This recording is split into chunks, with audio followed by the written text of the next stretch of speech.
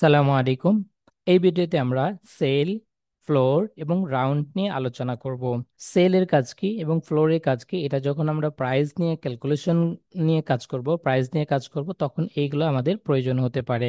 ঠিক আছে, এটা আমরা দেখি কিভাবে আমরা কাজ করব। সেল ফিল্টারটা কাজ করে যে যদি দশমিকের পরে একও থাকে, দশমিকের পরে যদি ওয়ানও থাকে, তবু এটা কি কি কি করবে, ফুল ফুল নাম্বার হিসাবে এটাকে কাউন্ট করবে।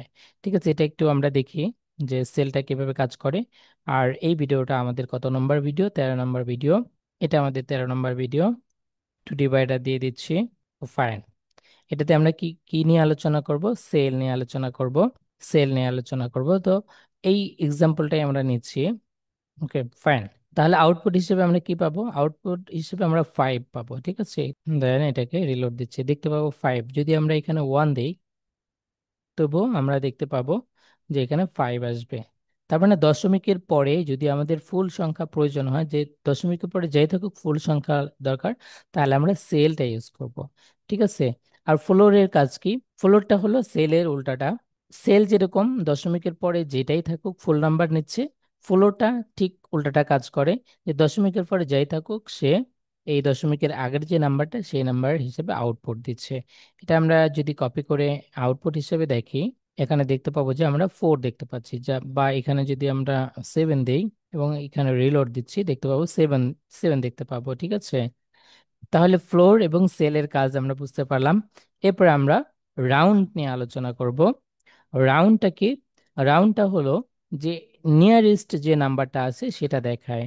হ্যাঁ, এই এক্সাম্পলটা যদি আমরা একটু দেখি, কি আসবে। যদি এমনটা হয় যে আমাদের দশমিকের পরেও আমাদের যে নাম্বারটা আছে সেটার ফুল নাম্বার দরকার, হ্যাঁ, তাহলে এটা কি করবে যে 5 8 ইন্টু 6 যদি দেই, তাহলে কি হবে? এটা এটা হলো রাউন্ড।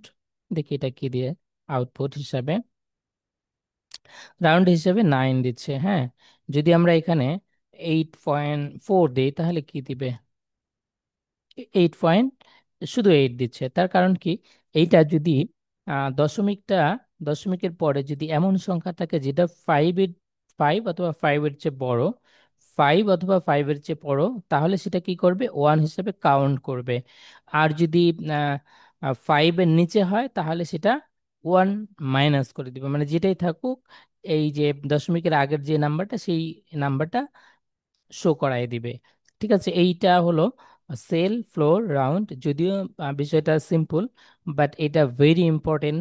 যদি আপনি কাস্টম সাবস্ক্রিপশন বা কাস্টম যদি প্রাইস নিয়ে কাজ করেন বা ডিসকাউন্ট নিয়ে কাজ করেন, তখন এটা আপনার দরকার হবে, অবশ্যই দরকার হবে।